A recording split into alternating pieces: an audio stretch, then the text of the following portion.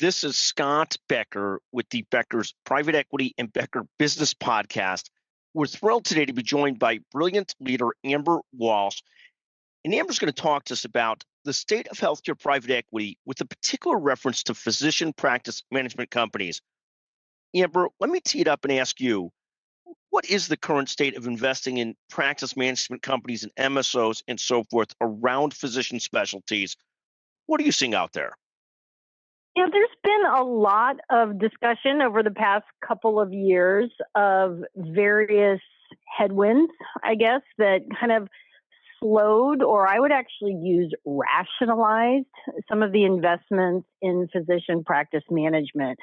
Some of those dynamics that we've dealt with over the past couple of years are tougher regulatory environments where several different states have famously introduced and are now actively reviewing physician practice management deals prior to closure on a much more active basis, or reimbursement pressure.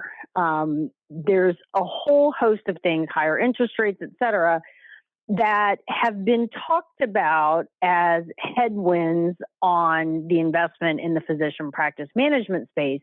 And I think a lot of that is true, but I intentionally use the word rationalize because what I think has really happened is that investors have become more thoughtful. You might use cautious in some ways, but thoughtful. They're spending a lot of time in assessing the structures of their deals. They're doing, deeper dives into diligence, more thoughtfully crafting and going after different deals. So you're still seeing plenty of activity. And last year was actually a record-breaking year in healthcare private equity investments. But it's different than it was a couple of years ago. Because of these dynamics, you're seeing a lot more thought, carefulness, and I think the ultimate deals are happening probably with a lot more rigor around how they're actually going to operate going forward. And take a second. You use the word, and I love this, more maybe rationality around it. And we see that in the doubling down in certain specialties and not in other specialties. Can you talk about that a little bit? Because it seems like some areas it's going great, and some of the hugest practice management driven things are going really well. In other areas, it seems very challenging. Do you break any of that down by specialty, or how do you look at some of that? Yeah, I think that's absolutely right. There are some features of different specialties within the PPM world that make particular specialties more attractive. So, and we're talking on the specialty basis now. Of course, you've got individual practice and platform delineations as well. But when you're talking about on a specialty basis, the ones that are getting the most attention, enthusiasm from investors are those that are really poised to take advantage of what has been a long time move. And it's been going on for a long time, and it only continues, the move towards outpatient in both procedures, the move to at home and outpatient basis, out of the hospital. Specialties that are poised to take advantage of that are really in high demand right now, in particular enthusiasm for investors. So cardiology is a perfect example, with the slow elimination of the inpatient only list and the migration of certain cardiology procedures into the outpatient basis. Cardiology is one area that has been really exciting for investors for the past couple of years, and it's only continuing. And there's several other specialties like that. What's interesting is that I think there are very few specialties that investors have completely cooled on or backed away from. I would more use that they've been more steady. And this actually plays out. We recently published, as you know, Scott, you're a part of it. We recently published a paper at the firm of 22 different specialties and where investor enthusiasm currently sits. And what's interesting is of the 22, there wasn't a single one that we said declined interest. We had a lot of steady. There are a lot of steady as it goes, dermatology, dental, GI, but none of them were a complete decline. And I think that's actually true and very interesting aspect to where we are right now. Well, it does seem fascinating because it seems like in the big specialties where there's still a lot of independence and decent margins, like you've got orthopedics, some of these really going great, GI continue to go pretty well. On the flip side, some challenges in some of the OB/GYN roll-ups and some of the more challenging margin specialties. Obviously, you've had this really interesting evolution in the anesthesia practice area. Any of your thoughts on specialties and what you think investors might be excited about going forward? Yeah, before I answer that one, you're right. If I had to mention just one area where there's close to cooling, but there's still plenty of deals getting done, it is an OB/GYN and then pediatrics as well. Those are really hard margin specialties to where it's really hard to help them as an investor. It's really hard to help them in cost reduction and some of the other things that investors can do to help an organization to grow and improve margins. So you're absolutely right on that. And it's interesting where you mentioned GI. GI is fascinating because we would put that in the steady, and yet even though there's been private equity investment in GI physician practice platforms for years. I mean, literally GI Alliance has just had its third recap. This has been going on for a really long time, yet you still only have about 10% of the market that's consolidated. And so you still have a ton of fragmentation, even in some of these specialties that have been on the radar of private equity for a long time.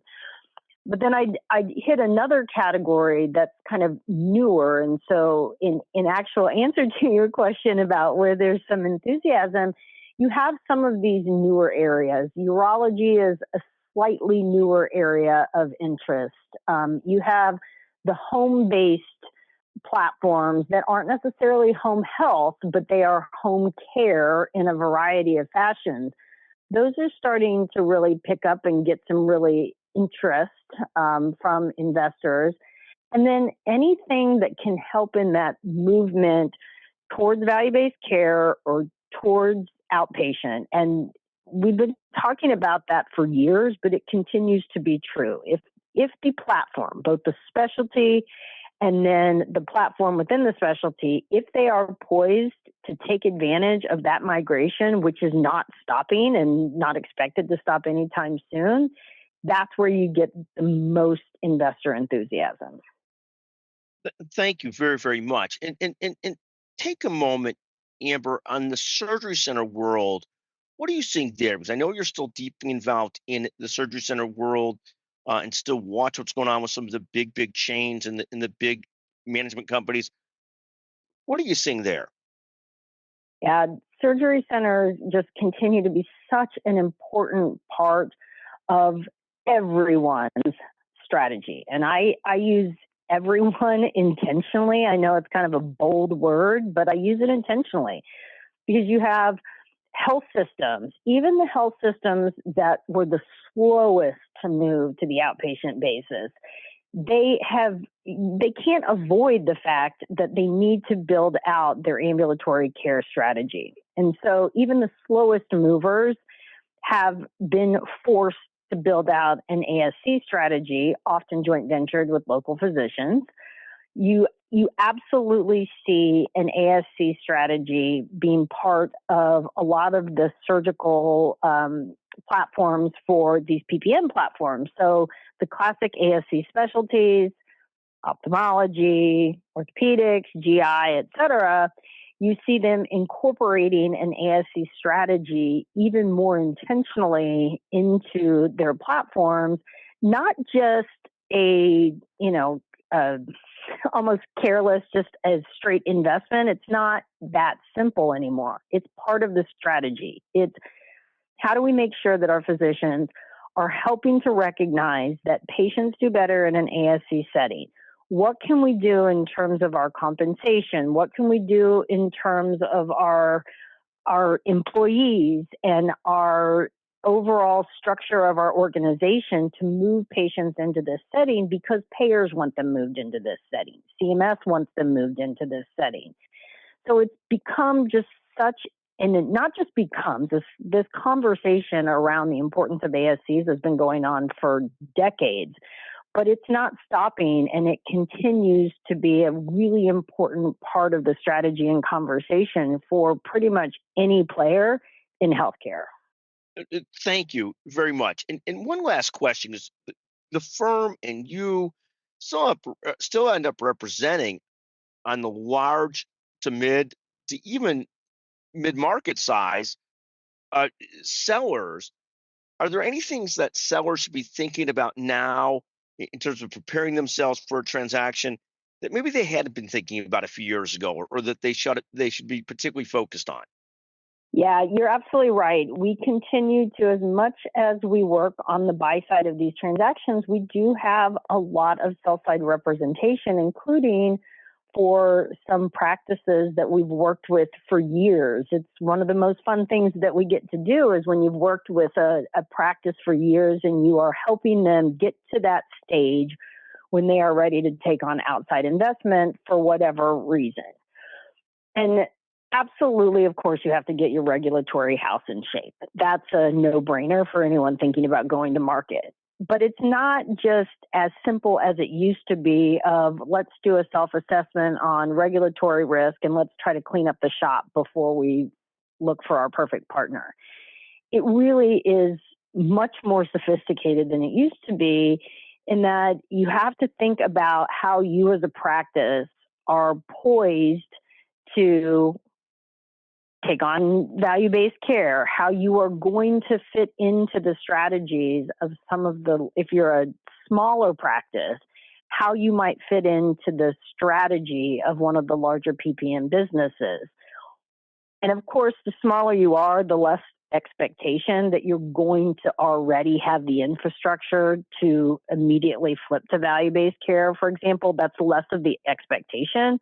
But the larger you are and the more that you envision yourself as a practice being the platform, like the center of a hub and spoke model for a private equity investor, the more that you envision yourself in that role, the more you really do need to have this infrastructure already built out to make sure that you have the maximum amount of opportunities when you go to market. Because if you've already built out your infrastructure, you've already started to dip your toe into value-based care. You already have an ASC strategy.